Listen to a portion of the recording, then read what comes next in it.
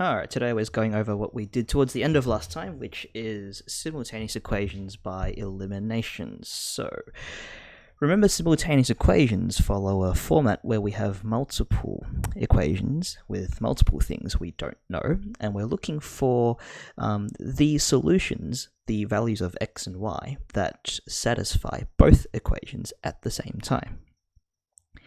So what tells us we can use this particular method, or what makes it easy to use this particular method, is when you have a bunch of x's and y's and numbers like this, right? So it only works for linear equations. I hinted towards the fact that there's a matrix structure behind this, and matrices only apply to lines, but if you don't know what I'm talking about, don't worry. The point is that this method works when there's just x's, just y's, just numbers. So no squares, no weird stuff going on, okay? All right. We look at this and we see that the y terms are very similar, as in they're like both 3y, right? And you see that one of them is positive and one of them is negative.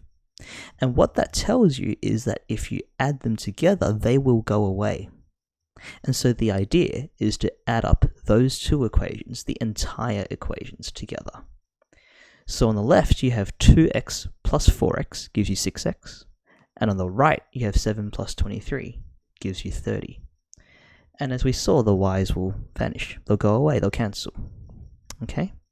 And so suddenly you've only got the x left, and so you've got 6x equals 30, which means x must equal 5.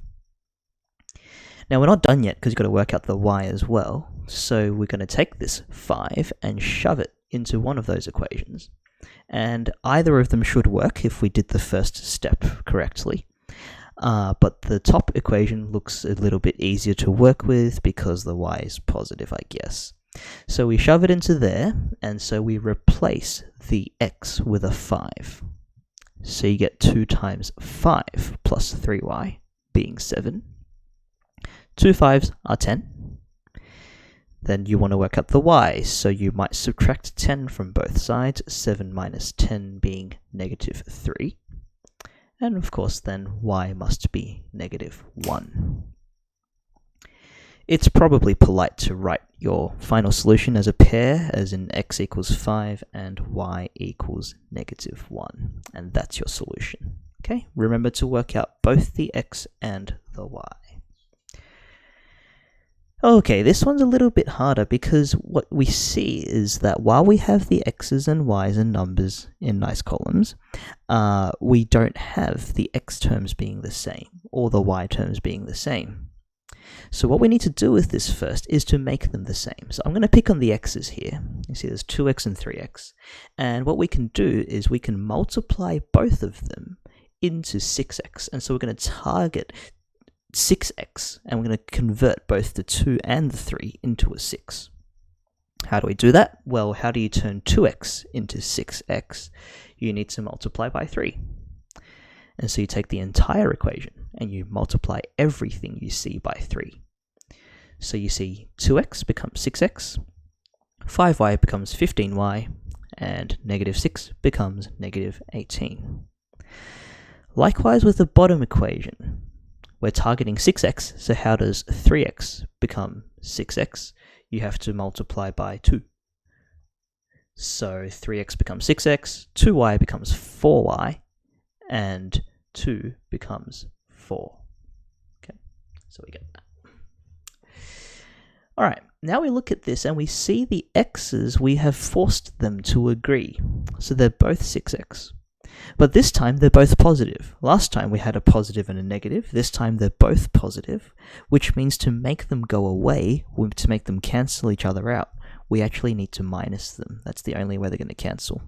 Okay, so we minus them. And so of course the x's vanish. 15y minus 4y is 11y, and negative 18 minus 4 is negative 22. Dividing by 11 gives me y equals negative 2. And once again, once you've got one of those answers, you can shove it back into another equation. Now, I guess animation-wise, it was easier to put into this one. but you can choose any of them, and the ones on the left probably use smaller numbers. So yeah, anyway, any of them work though. So you shove in y equals -2 into any of those equations. What you're going to get is 6x plus 4 times -2 equals 4. And 4 times -2 is -8. We need to then plus 8 to both sides, 4 plus 8 being 12, and so x equals 2.